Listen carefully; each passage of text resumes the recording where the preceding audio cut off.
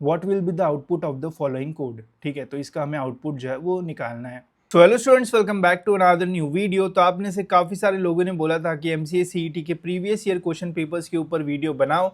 तो फाइनली दोस्तों ये सीरीज़ मैं जो है वो स्टार्ट कर रहा हूँ एंड इस वीडियो में हम एमसीए सीईटी 2025 के स्लॉट 1 का कंप्यूटर सेक्शन जो है वो सॉल्व करने वाले हैं। एंड ये वीडियो देखने के बाद गाइज आपको पूरा क्लियर हो जाएगा कि क्या क्या चीज़ें आपको पढ़ना है, ताकि लास्ट ईयर के कॉन्सेप्ट से अगर कोई भी क्वेश्चन आएगा तो डायरेक्टली आप उसे जो है वो सॉल्व कर पाओगे। सब कुछ आपको इस वीडियो में जो है वो मिल जाएगा।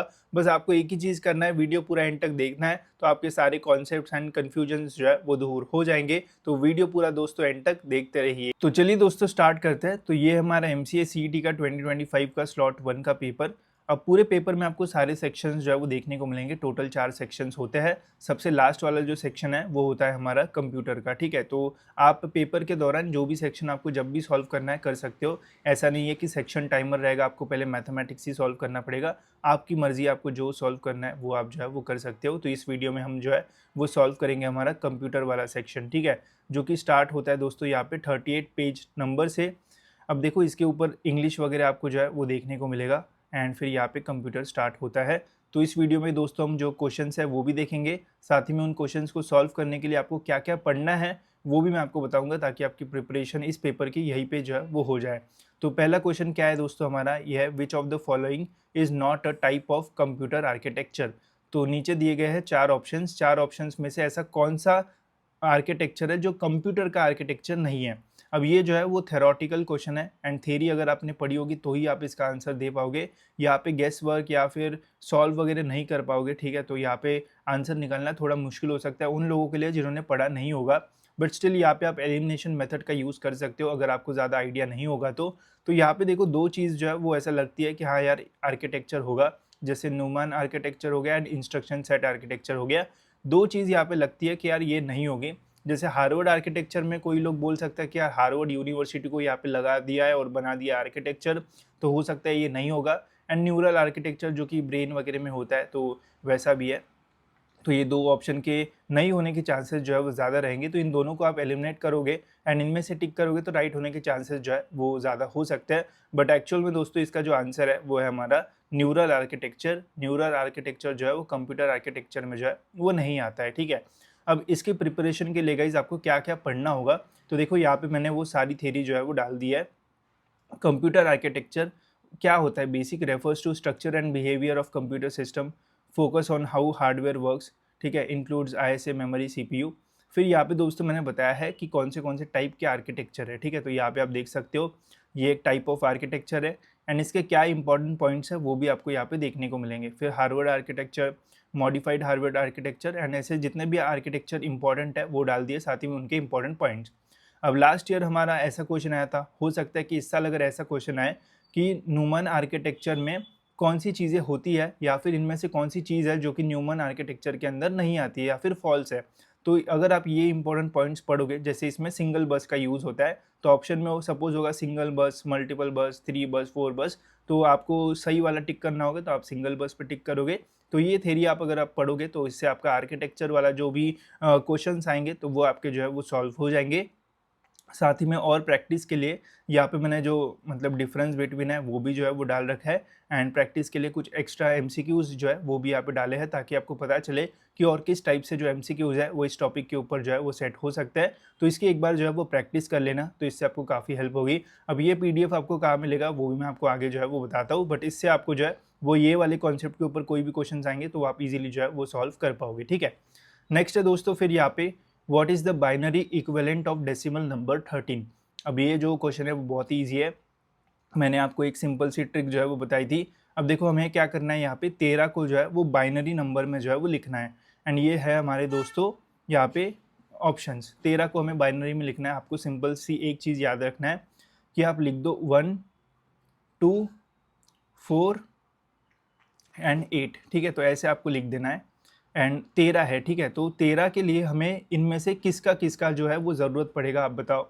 अब 13 हमको इसमें से बनाना है तो हमारे पास 8 रहना चाहिए, 4 रहना चाहिए और 1 रहना चाहिए। अगर इसका एडिशन हम करते हैं 8 + 4 12, 12 + 1 क्या होता है 13। ठीक है, तो ये तीन चीज़ें हमें जो है वो चाहिए होगी।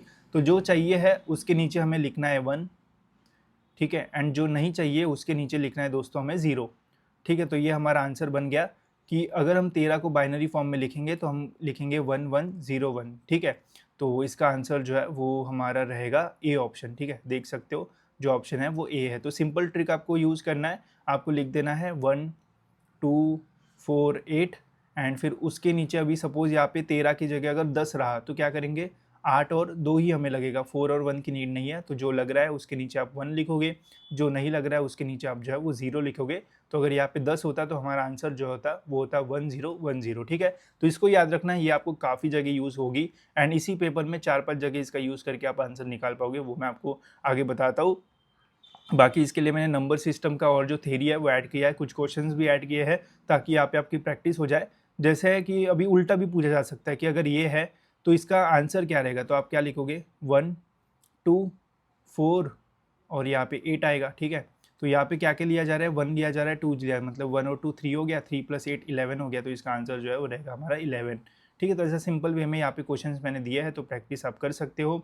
साथ ही में इसकी कुछ इंपॉर्टेंट थ्योरी भी मैंने जो है वो दी है, जैसे सीईटी के लिए कुछ टिप्स ऐड किया है, तो वो भी आप एक बार जो है वो पढ़ लेना, इससे आपको काफ़ी फ़ायदा होगा एंड इसके ऊपर डायरेक्ट क्वेश्चंस आते हैं तो आप इजीली जो है वो सॉल्व कर पाओगे। हेक्साडेसिमल वगैरह वो भी मैंने ऐड कर दिया है, तो एक बार देख लेना, इससे आपको काफ़ी सारी हेल्प जो है वो हो जाएगी एंड इसके क्वेश्चंस भी मैंने ऐड जो है वो कर दिए है। ठीक है, तो 2 क्वेश्चंस हमारे हो गए, बढ़ते हैं दोस्तों हमारे थर्ड नंबर की क्वेश्चन की ओर।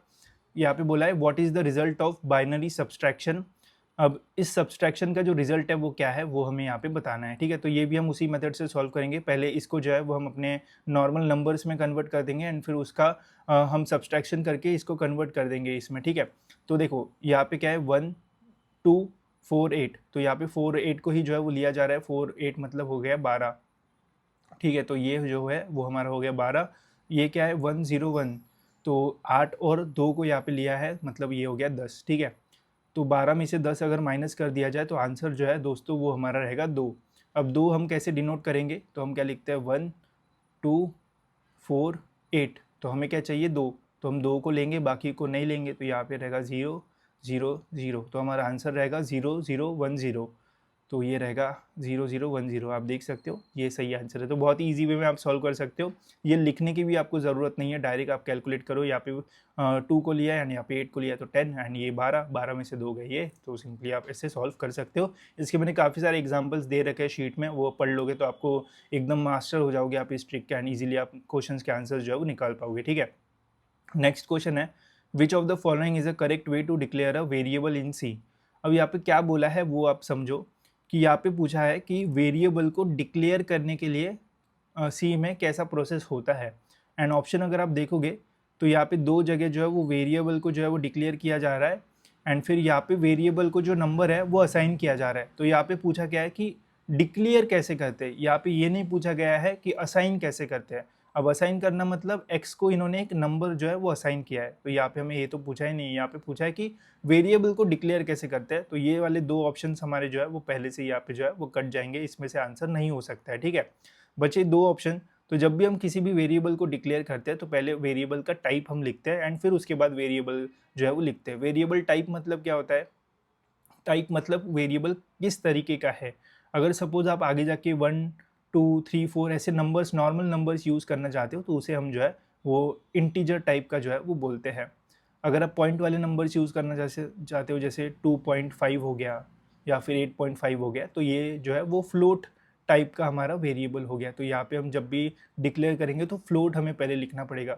वही अब अगर आप ABCD लिखते हो तो आपको वहाँ पे कैरेक्टर लिखना पड़ेगा, तो यहाँ पे जो है वो इंटीजर है। ठीक है, अब यहाँ पे जब भी हम किसी भी वेरिएबल को डिक्लेयर करते हैं तो पहले हमें जो है वो टाइप लिखना पड़ता है एंड फिर वेरिएबल लिखना पड़ता है। तो यहाँ पे पहले वेरिएबल है एंड फिर टाइप है, तो ये तो गलत है, बट यहाँ पे पहले टाइप है एंड फिर वेरिएबल है, तो यहाँ पे हमारा जो आंसर है वो रहना चाहिए ए। तो जब भी कुछ भी आप जो है वो डिक्लेयर करते हो तो पहले वेरिएबल का टाइप रहता है एंड फिर वेरिएबल रहता है, तो हमारा ऑप्शन ए रहेगा इसका राइट आंसर, जो कि यहाँ पे भी है। एंड इसकी प्रैक्टिस करने के लिए या फिर और जानना है इसके बारे में तो यहाँ पे मैंने कुछ क्वेश्चंस जो है वो दे रखे हैं, इनको आप सॉल्व कर सकते हो, इससे आपकी हेल्प होगी एंड एक्सप्लेनेशन भी दिया है क्वेश्चंस के आंसर्स का, तो आपको समझ में आएगा कि क्यों एंड कैसे यहाँ पे चीज़ें जो है वो हुई है। साथ ही में और ऊपर मैंने और कंटेंट डाला है, तो वो भी एक बार जो है वो देख लेना, ठीक है। अब देखो इस शीट में सारी चीज़ें मिलेगी इस पेपर से रिलेटेड, तो ये शीट ही बहुत इंपॉर्टेंट है। शीट अगर आपके पास आ गई तो आपका पेपर पूरा इजीली सॉल्व कर पाओगे। कहाँ पे मिलेगी वो मैं आपको आगे बताता हूँ। बढ़ते हैं दोस्तों नेक्स्ट क्वेश्चन की ओर।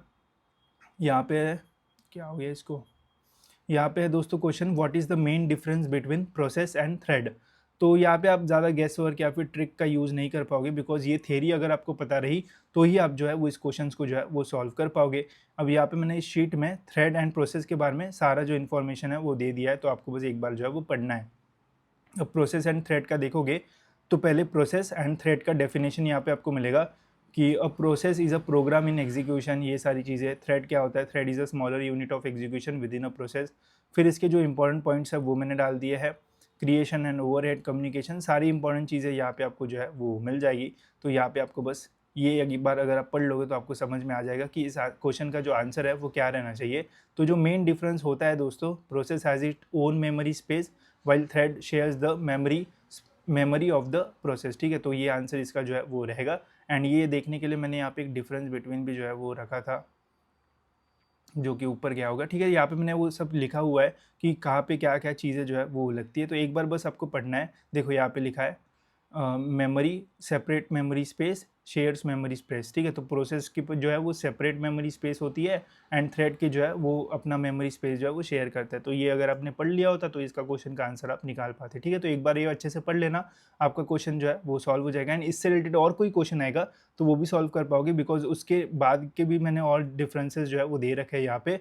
जैसे रिसोर्सेज, अगर क्वेश्चन आ गया कि सपोज ऑप्शन में जो है वो मेमोरी नहीं बल्कि रिसोर्सेज शेयरिंग का होता, तो फिर आप रिसोर्सेज या फिर स्टैक ये सारे पे जो है वो टिक कर पाओगे। तो इसको एक बार अच्छे से पढ़ लेना, ठीक है।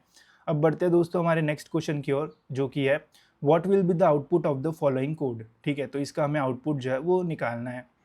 अब अगर नॉर्मल कोई इंसान होगा तो वो क्या करेगा, पहले 5+3 करेगा जो कि होता है हमारा 8, एंड 8 इंटू 2 करेगा तो होता है दोस्तों 16, ठीक है। तो इसका 16 आंसर आना चाहिए। 16 जो है ऑप्शन में भी है, तो अगर आप एकदम घाई गड़बड़ कर रहे हो, क्योंकि लास्ट वाला सेक्शन है ये, टाइम कम बचता है, तो मैक्सिमम लोग इसको जो है वो टिक करेंगे। बट ये आंसर जो है वो रॉन्ग है। क्यों रॉन्ग है, बिकॉज देखो operator precedence and basics of C programming के अंडर ये क्वेश्चन जो है वो आता है। एंड प्रेसिडेंस हायरार्की में क्या बोला है, कंप्यूटर का थोड़ा अलग होता है, इसमें बोला है जो हाईएस्ट प्रायोरिटी है वो पैरेंथेसिस को जो है वो जाता है। उसके बाद जो प्रायोरिटी है वो जाता है multiplication division and modulo, and उसके बाद जो प्रायोरिटी है वो है दोस्तों एडिशन। तो अगर किसी सम में सपोज यहाँ पे 5+2 है, ठीक है, 5+2, एंड फिर उसके बाद जो है वो यहाँ पे मल्टीप्लाई है, तो सबसे पहले जो प्रायोरिटी है वो मल्टीप्लिकेशन को दी जाएगी एंड फिर उसके बाद एडिशन को दी जाएगी। तो पहले ये 6 × 2 होगा एंड फिर जो है वो प्लस होगा, ठीक है। तो इसलिए ये वाला एक बार पढ़ लेना, काफ़ी इंपॉर्टेंट ये चीज़ है, कंप्यूटर का थोड़ा अलग होता है। तो इसका आंसर जो है वो क्या रहेगा, पहले 3 × 2 होगा जो कि है 6, एंड फिर यहाँ पे हमारा प्लस होगा 5। तो इसका दोस्तों जो आंसर है वो आएगा 11, ठीक है। तो यहाँ पे मैक्सिमम लोग 11 या फिर 16 ही करेंगे, बिकॉज यही दो पॉसिबल वेज है आंसर लाने के। 16 जो है जो मोस्ट ऑब्वियस है वो रॉन्ग है, जो थोड़ा अलग है ये राइट है। तो इसके लिए ये वाला जो थ्योरी है वो आपको पढ़ना पड़ेगा। ये अच्छे से पढ़ लो, आपके सारे आंसर्स इस टाइप के जो है वो आप निकाल पाओगे, ठीक है। तो ये हो गया। एंड इसके मैंने कुछ और एग्जाम्पल्स वगैरह भी दिए हैं, तो वो भी आप सॉल्व कर सकते हो अगर आपको और प्रैक्टिस वगैरह करना है तो। एंड यहाँ पे देखो ये एक्सप्रेशन कैलकुलेशन रिजल्ट एंड कुछ एग्जांपल्स जो है वो दे रखे हैं, तो इन्हें सॉल्व कर लो तो आपका ये वाला जो प्रॉब्लम है वो सॉल्व हो जाएगा लाइफ टाइम, कभी प्रॉब्लम आपको जो है वो नहीं आएगा। अब बढ़ते हैं दोस्तों हमारी नेक्स्ट क्वेश्चन की ओर, जो कि है which data structure uses the FIFO first in first out principle. अब लीफो और फीफो दो कॉन्सेप्ट्स होते हैं एंड इसके ऊपर क्वेश्चन जो है वो आने के मैक्सिमम चांसेस रहते हैं। एक होता है FIFO first in first out and एक होता है दोस्तों LIFO last in first out, ठीक है। तो इसके जो है वो आप कुछ जो है वो एग्जाम्पल्स पहले दिमाग में जो है वो रख दो, क्या रखना है वो भी मैं आपको बताता हूँ। अब देखो इसमें क्या पूछा है, कौन से डेटा स्ट्रक्चर में फीफो का जो यूज़ है वो किया जाता है, ठीक है। तो यहाँ पे ऑप्शन है स्टैक क्यू। स्टैक का मतलब क्या होता है वो अगर आपको समझ में आ गया ना तो आप इसका इजीली जो आंसर है वो निकाल सकते हो, एंड क्यू का अगर आप समझ लो तो निकाल पाओगे इजीली, ठीक है। First in first out, suppose stack मतलब क्या होता है, सिंपल मीनिंग स्टैक का क्या है, एक के ऊपर एक रखना, ठीक है। तो सपोज कर लो कि आपके पास बहुत सारी बुक्स है, ठीक है, सपोज 10 बुक है और आपको उन बुक्स को जो है वो टेबल पे रखना है। तो सपोज़ पहली बुक आपने रखी, फिर उसके ऊपर रखी, उसके ऊपर रखी, उसके ऊपर रखी, ऐसे एक के ऊपर एक के ऊपर एक रखी, ठीक है? एंड अभी आपको जो है वो सबसे लास्ट वाली बुक जो है वो चाहिए, तो आप उसको डायरेक्ट नीचे से नहीं निकाल पाओगे, ठीक है? ये वाला सिस्टम वैसा नहीं कि हाँ, मैं तो नीचे से निकालूँगा, ऐसा नहीं है, ठीक है? आप पहले ऊपर की निकालोगे, ऊपर की निकालोगे, तो जो आपने सबसे लास्ट में रखी थी, वो अभी आप जो है वो सबसे पहले निकाल रहे हो। तो स्टैक में जो है वो यूज़ होता है लास्ट आपने रखी बट सबसे पहले उसको आपने निकाली। अगर आप प्रोसीजर ऐसे एक के ऊपर एक रखते हो एंड फिर निकालने जाते हो, तो जो लास्ट आप रख रहे हो वो आप पहली बार जो है वो निकालोगे, ठीक है? तो स्टैक तो नहीं होगा बिकॉज़ यहाँ पे क्या है, ये फर्स्ट इन फर्स्ट आउट है। फिर है दोस्तों क्यू। अब क्यू जो है वो हो सकता है फर्स्ट इन फर्स्ट आउट। इसका एग्जांपल आप ले लो, सपोज़ आप इंडिया न्यूजीलैंड के मैच का टिकट बुक करने गए हो, टिकट काउंटर पे आप जो है वो लगाते हो लाइन, ठीक है? अब लाइन में सपोज़ करो 1000 लोग हैं। अब 1000 लोग में जो पहला आदमी होगा, जो लाइन में पहला होगा, उसको जो टिकट है वो पहले मिलेगी। तो जो पहले गया उसको पहले मिला, फर्स्ट इन फर्स्ट आउट, ठीक है? तो इसको आप समझ सकते हो। तो हमको क्या चाहिए, फर्स्ट इन फर्स्ट आउट, तो इसका आंसर जो है वो रहेगा हमारा क्यू, ठीक है? तो ये डेटा स्ट्रक्चर में क्यू जो है वो फर्स्ट इन फर्स्ट आउट जो है वो यूज़ करता है। बाकी link list and binary list में जो है वो फोल्डर्स, उनका एग्जांपल जो है वो ले सकते हो, बट इसका आंसर जो है वो रहेगा हमारा क्यू। अब इसको जो है वो समझने के लिए मैंने यहाँ पे एकदम बढ़िया थ्योरी जो है वो दी है। थोड़ा सा ही है, एकदम कंपैरेटिव बेसिस पे आप पढ़ो, आपको सब समझ में आएगा। अरे में इंडेक्स बेस्ड यूज़ होता है, स्टैक में लीफो यूज़ कर किया जाता है। इसका एग्जांपल भी है stack of dinner plates. Q में फीफो होता है, टिकट काउंटर पे line, linked list, scavenger Hunt, ठीक है? तो यहाँ पे मैंने सारे जो है वो इंपॉर्टेंट जो है वो दे रखा है एंड उसमें क्या यूज़ किया है वही आपको बताया, ताकि आपको कोई भी फालतू की चीज़ पढ़ना ना पड़े, जो इंपॉर्टेंट है वही आपको जो है वो पढ़ना पड़े, ठीक है? अभी लास्ट ईयर ये पूछा गया था कि फीफो कौन यूज़ कर सकता है, तो इस साल हो सकता है कि आपको लीफो का क्वेश्चन आ जाए, तो आप इजीली सॉल्व कर पाओगे। या फिर लिंक लिस्ट का क्वेश्चन आ जाए कि पॉइंटर बेस्ड कहाँ पे यूज़ किया जाता है, या फिर आपको पूछा जाएगा कि पेरेंट चाइल्ड कहाँ पे यूज़ किया जाता है। तो सब कुछ यहाँ पे पूरा जो है वो आ जाएगा। एक बार पढ़ लो, इस टाइप के जो भी क्वेश्चंस होंगे, कुछ भी आए तो आप इजीली जो है वो सॉल्व कर पाओगे, ठीक है? अब दोस्तों नेक्स्ट क्वेश्चन की ओर बढ़ने से पहले दोस्तों, ये पीडीएफ ये जो है वो कहाँ पे मिलेगा वो मैं आपको बता देता हूँ, बिकॉज ये बहुत इंपॉर्टेंट है। रोज़ अगर आप थोड़ा थोड़ा पढ़ोगे ना इसका, तो कंप्यूटर का जितने भी क्वेश्चन लास्ट ईयर से आए थे वो अगर कुछ भी रिपीट होगा तो सॉल्व कर पाओगे। तो जैसे दोस्तों मैंने आपको बोला था कि हमने अपना mock test and study material का कोर्स जो वो लॉन्च किया था, उसमें आपको 10-15 मॉक टेस्ट जो है वो मिल रहे थे। अब इसी कोर्स में मैंने दोस्तों ये चीज़ें जो है वो ऐड ऑन कर लिया, कुछ एक्स्ट्रा नया कोर्स वगैरह निकाला नहीं है। जो कोर्स आपने ऑलरेडी लिया है, काफ़ी सारे लोगों ने लिया है, काफ़ी अच्छा रिस्पॉन्स था, उसी में मैंने एक नया फोल्डर डाला है, MCA सॉल्व पेपर, एंड इसके अंदर ही दोस्तों आपको कंप्यूटर का ये वाला जो फोल्डर है वो मिल जाएगा एंड इसमें आपको ये सारी चीज़ें जो है वो मिल जाएगी। नेक्स्ट स्लॉट का भी जब मैं बनाऊंगा तो इसी कोर्स में डालूंगा, ताकि जिसने भी लिया है पहले से उनको भी बेनिफिट मिल जाए, एंड जिन्होंने नहीं लिया है वो भी, अगर आप अभी भी लोगे तो आपको ये चीज़ें भी मिलेगी, मॉक टेस्ट भी यहाँ पे मिल जाएगी एंड एक्स्ट्रा स्टडी मटेरियल भी मिल जाएगा। तो इसकी लिंक डिस्क्रिप्शन में, प्राइस भी बहुत कम है, बस 200 रुपये के आसपास इसमें आप जो है वो एंटर कर सकते हो। ऐप में भी आप इसे यूज़ कर सकते हो, लैपटॉप में यूज़ करना है तो भी यूज़ कर सकते हो। लेने के बाद ऐप डाउनलोड कर लेना, इंस्ट्रक्शन सब कुछ दिया है, बस 200 रुपये के अंदर आपको ये सारा कंटेंट मिलेगा, टेस्ट सीरीज सब कुछ। तो मेरे से जितनी हेल्प हो सकती है उतनी मैं कर रहा हूँ, ठीक है? तो आप यहाँ पे एनरोल कर सकते हो एंड इसका यूज़ जो है वो करके अपना प्रिपरेशन और बेटर तरीके से जो है वो कर सकते हो, ठीक है? तो अब बढ़ते हैं दोस्तों हमारी नेक्स्ट क्वेश्चन की ओर। तो नेक्स्ट क्वेश्चन है हमारा यहाँ पे ये वाला, which register in CPU holds the address of the next instructions to be executed, ठीक है? तो इसका भी थोड़ा आपको जो है वो पढ़ना पड़ेगा, तभी आप जो है वो आंसर निकाल पाओगे। अब इसका आंसर जो है वो एक्चुअल में रहना चाहिए प्रोग्राम काउंटर, बिकॉज ये जो है वो नेक्स्ट इंस्ट्रक्शन का जो एड्रेस है वो होल्ड करता है। एंड इसकी जो थ्योरी है दोस्तों, ये भी मैंने यहाँ पे कंपैरेटिव बेसिस पे जो है वो डाल दिया है, जैसे ये है यहाँ पे।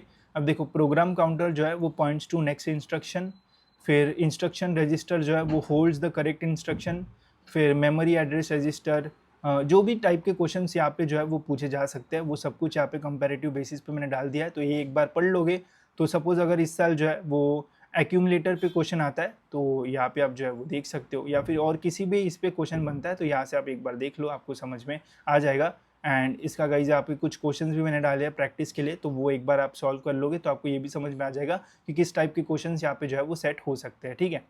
नेक्स्ट है दोस्तों फिर यहाँ पे, interval between the time of submission and completion of job is called. तो इसको जो दोस्तों है बोलते हैं वो है turnaround time.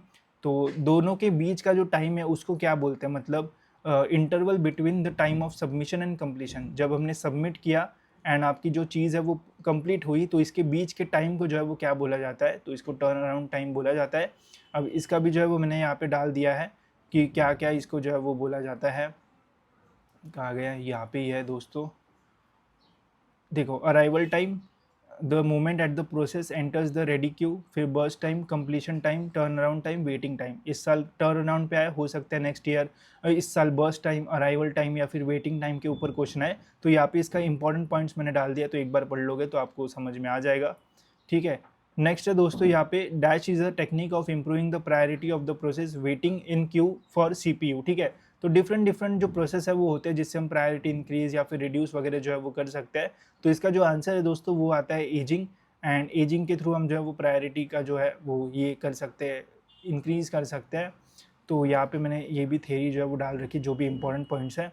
The problem of starvation, starvation क्या होता है, क्या सॉल्व हम कर सकते हैं, एजिंग से क्या होता है, फिर यहाँ पे जो भी इंपॉर्टेंट एमसीक्यूज़ है वो मिल जाएंगे। एंड स्टारवेशन का जो इंपॉर्टेंट पॉइंट है वो मैंने यहाँ पे डाल दिया, जैसे ageing, increasing the priority over time to prevent starvation. ठीक है, तो एजिंग से हम प्रायोरिटी जो है वो इंक्रीज कर सकते हैं। तो वही यहाँ पे जो है वो पूछा गया है कि ऐसी कौन सी टेक्निक है जिससे हम priority of process waiting queue for CPU मतलब इंप्रूव कर सकते हैं, तो वही है एजिंग। नेक्स्ट है दोस्तों, what traversal method is use to traverse a binary tree in order, left sub tree, root and then right sub tree. तो इसका मैं आपको एक शॉर्टकट बताता हूँ, ये याद रखोगे तो इस टाइप के जितने भी क्वेश्चंस आएंगे वो आप इजीली सॉल्व कर पाओगे। अब यहाँ पे ऑर्डर क्या है, पहले लेफ्ट है, ठीक है, फिर रूट है, ठीक है, एंड फिर दोस्तों यहाँ पे राइट है। तो एक चीज़ याद रखना कि हमेशा इसी टाइप का रहेगा, बट ये जो सीक्वेंस है वो चेंज होगा, कभी होगा कि रूट पहले होगा, रूट लास्ट में होगा या फिर बीच में होगा। ठीक है, तो यहाँ पे क्या है, हमारा रूट जो है वो बीच में है। तो जब भी दोस्तों रूट जो है वो बीच में रहता है, तो बीच में यहाँ पे ऑप्शन क्या है, प्री है, इन है, पोस्ट है, लेवल है। तो जब बीच में रहता है तो दोनों के बीच में है, बिटवीन दिस। ठीक है, तो इन दोनों के बीच में है, तो बीच को अपन इन जैसा रेफर कर सकते हैं। तो इस टाइप जो है वो आंसर रहेगा इन ऑर्डर। वही सपोज आपका जो रूट है वो पहले है एंड फिर लेफ्ट एंड राइट है, तो अभी रूट क्या है, इन दोनों के पहले है, पहले को हम क्या रेफर कर सकते हैं, प्री। तो ये प्री ऑर्डर आंसर रहेगा, अगर ये इस टाइप का सीक्वेंस होता तो प्री ऑर्डर रहता। वही अगर हमारा जो रूट है वो सबसे लास्ट रहता एंड फिर यहाँ पे लेफ्ट एंड राइट रहता, तो इस कंडीशन में हमारा जो रूट है वो लेफ्ट राइट के बाद में, तो यहाँ पे आंसर जो है वो रहता है हमारा पोस्ट। ठीक है, तो यहाँ पे बीच में है, तो बीच में हमारा आंसर जो है वो रहेगा इन ऑर्डर, तो इन ऑर्डर यहाँ पे राइट रहेगा। तो हमारा जो करेक्ट आंसर है वो दोस्तों है इन ऑर्डर। ठीक है, तो ये याद कर लेना, इस टाइप का कोई भी क्वेश्चन आएगा इजीली आप जो है वो सॉल्व कर सकते हो। इसकी थियरी भी मैंने यहाँ पे कुछ इसी टाइप की जो है वो दे रखी है, ताकि इजीली आपको याद रहे एंड समझ में आए प्रॉपर कि कैसे हमने जो है वो सॉल्व किया हुआ है। ठीक है, अब बढ़ते हैं दोस्तों नेक्स्ट क्वेश्चन की ओर, जो कि है what does the term RISC stand for in the computer architecture. तो यहाँ पे भी आप कोई भी गैस वर्क तो नहीं कर पाओगे, बिकॉज थोड़ा रीडिंग अगर आपकी रहेगी तो ही आप सॉल्व कर पाओगे। एंड काफ़ी क्लोज यहाँ पे आपको जो ये है जो ऑप्शन है वो देखने को मिलेंगे, सभी में मैक्सिमम 3 ऑप्शन जो है वो सेट कंप्यूटर यहाँ पे आपको मिलेगा। तो यहाँ पे एलिमिनेशन मेथड का यूज़ करोगे तो देख सकते हो लास्ट में सेट कंप्यूटर कहाँ पे है। ठीक है, सेट कंप्यूटर नहीं, सेट, हाँ सेट कंप्यूटर। तो यहाँ पे देखो 2 जगह सेट कंप्यूटर है एंड 2 जगह सेट कंपाइलर है। ठीक है, तो यहाँ पे भी आप इतना सही जो एलिमिनेशन मेथड है वो यूज़ नहीं कर पाओगे, बिकॉज 2-2 है। अगर तीनों जगह कंप्यूटर होता है एंड एक जगह कंपाइलर होता है तो कंपाइलर को हम जो है वो क्रॉस कर देते हैं एंड बचे हुए 3 में से आंसर जो है वो निकालने की कोशिश करते हैं। बट यहाँ पे वैसा भी नहीं है, तो आंसर निकालना टफ होता है। तो यहाँ पे आपकी जितनी रीडिंग अच्छी होगी उतना ही बेटर होगा। इसका एक्चुअल आंसर जो है वो है रिड्यूस इंस्ट्रक्शन सेट कंप्यूटर। इसके लिए जितने भी इंपॉर्टेंट एब्रीवेशन है दोस्तों वो मैंने पहले ही यहाँ पे डाल दिया है। लास्ट ईयर इसका क्वेश्चन आया, तो हो सकता है इस साल सिस का है, ALU का है, CU का है, रोम का है, रैम का है, कुछ भी आ सकता है। तो जितने भी इंपॉर्टेंट चीज़ है वो सब मैंने यहाँ पे डाल दिया है। एक बार पढ़ लेना, पढ़ने से आपका काम हो जाएगा, बिकॉज थोड़ा भी याद रहा तो आप आंसर निकाल पाओगे। ऑपरेटिंग सिस्टम में जो भी यहाँ पे जो इंपॉर्टेंट एब्रीवेशन है, जैसे लीफो फीफो का भी आता है, इसमें भी कंफ्यूज होते हैं बहुत सारे लोग, तो ये भी मैंने यहाँ पे डाल दिया है। डेटा स्ट्रक्चर में कोई भी अगर इंपॉर्टेंट होते हैं एब्रीवेशन वो भी डाल दिए, तो एक बार रीड कर लेना, इससे आपका प्रॉब्लम जो है वो सॉल्व हो जाएगा। ठीक है, तो ये भी मैंने यहाँ पे डाल दिया, लिंक मैंने डिस्क्रिप्शन में दे दिया है, वहाँ से आप एनरोल कर सकते हो, ये PDF आपको वहाँ पे जो है वो मिल जाएगा। देन है दोस्तों हमारा नेक्स्ट क्वेश्चन, जो कि है the first generation of computer use which of the following components. अब अगर आपने पढ़ा होगा तो ही पता होगा। ठीक है, यहाँ पे है ट्रांजिस्टर्स है, इंटीग्रेटेड सर्किट्स है, वैक्यूम ट्यूब्स है, माइक्रो प्रोसेसर्स है, ठीक है। अब देखो मैक्सिमम लोगों का जो आंसर है वो यहाँ पे जाएगा ट्रांजिस्टर्स में, या फिर माइक्रो प्रोसेसर में तो नहीं जाना चाहिए बिकॉज ये अभी अभी आया है, या फिर जाएगा इंटीग्रेटेड सर्किट्स में बिकॉज यही थोड़े समझने वाले लगते हैं या फिर सुने सुने लगते हैं, ठीक है। बट एक्चुअल में ये दोनों आंसर जो है वो नहीं है। फर्स्ट जनरेशन में वैक्यूम ट्यूब्स का जो यूज़ है वो किया जाता था। अगर आपने पढ़ा होगा तो ही सॉल्व कर पाओगे, अदरवाइज 100% चांसेस है कि यहाँ पे आपका आंसर जो है वो रॉन्ग होगा, ठीक है। तो इसके लिए भी हमने थेरी डाल दी है।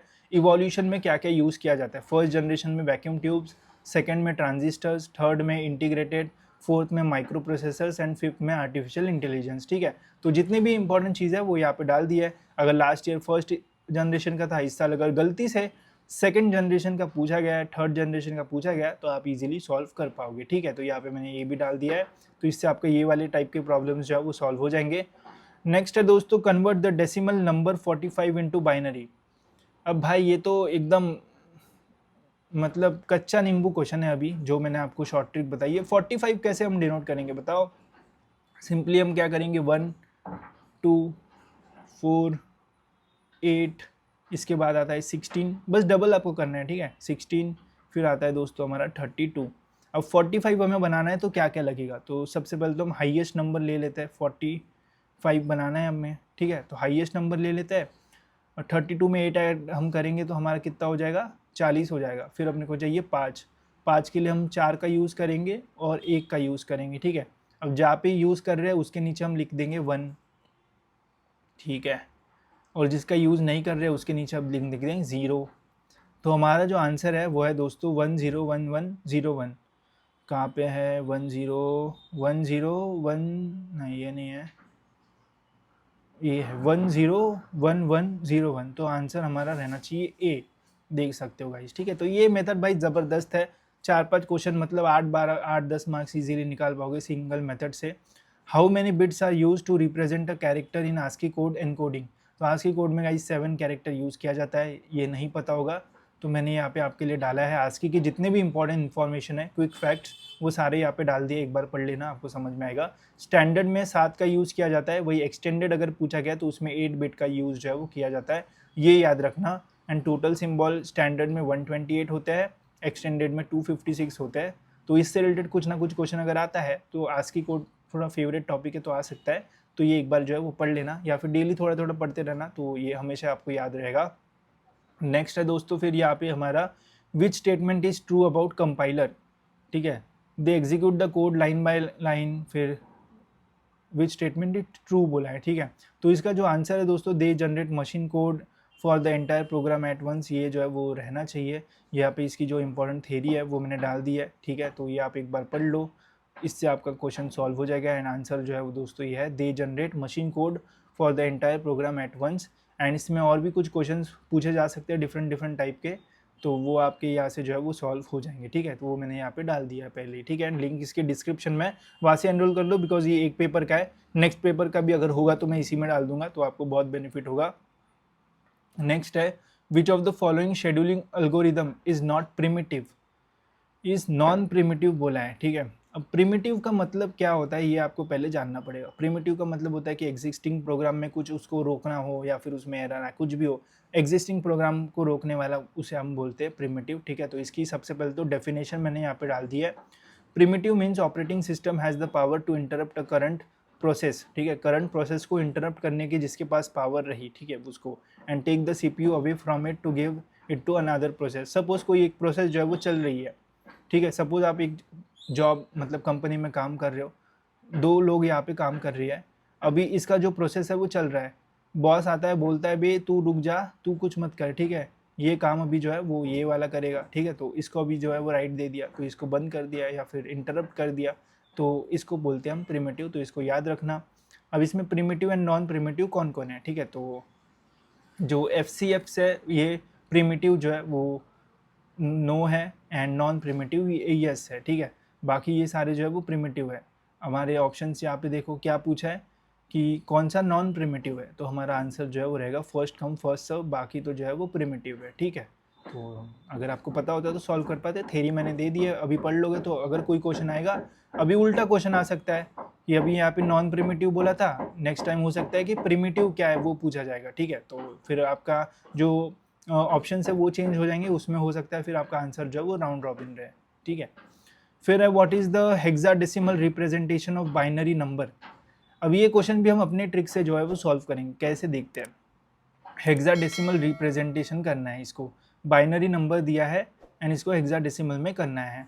तो इसका जो पूरा नंबर दिया है ना दोस्तों, इसको हमको जो है वो 2 भाग में जो है वो डिवाइड करना है। 4 का सेट होता है इसमें, तो इसको हम जो है वो ऐसा नंबर है तो इसको बीच में हम एक गैप कर देते हैं, ठीक है। अब देखो इतना नंबर है, मैंने क्या कर दिया, बीच में गैप डाल दिया है, ठीक है।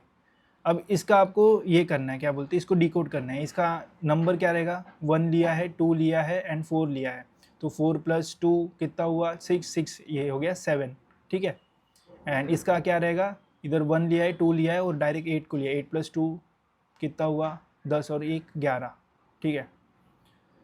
अब ये हो गया। अब इसको हमको जो है वो हेक्साडेसिमल में लिखना है, सिंपल हेक्साडेसिमल। थोड़ा हमारे घर में काम शुरू है तो इसलिए कुछ आवाज़ अगर आ रहा होगा तो सॉरी फॉर दैट, ठीक है। अभी हम वीडियो बना रहे हैं तो बीच में रोक नहीं सकते हैं। अब देखो 11 एंड 7 है, इसको हमें हेक्साडेसिमल में लिखना है। हेक्साडेसिमल क्या होता है, 16 कैरेक्टर्स होते हैं, 0 to 9, ठीक है। एंड फिर उसके बाद 10 को जो है वो हेक्साडेसिमल में रिप्रेजेंट किया जाता है ए के फॉर्म में। अगर आपको हेक्साडेसिमल में 10 लिखना है तो आप 10 नहीं लिखोगे, उसके जगह ए लिखोगे। वही अगर आपको 11 लिखना है तो आप 11 नहीं लिखोगे, उसको एज अ बी लिखोगे, ठीक है। तो A B C D E and F तक ये जो है वो जाता है, ठीक है।